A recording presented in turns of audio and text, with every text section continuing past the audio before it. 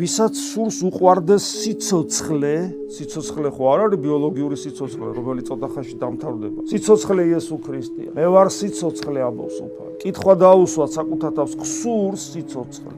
ურწმუნო ადამიანს ხო სიცოცხლე არ სურს.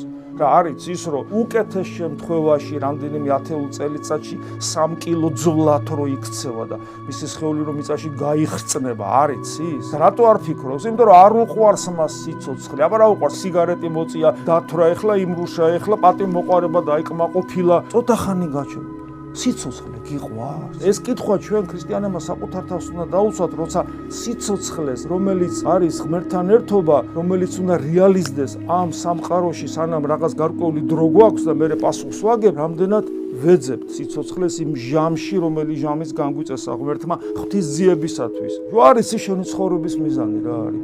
რა არის? რა და ღმერთი ეძებო, მეტი მიზანი არა გაქვს. დანარჩენი ყველაფერი ამის თამდებია უბრალოდ.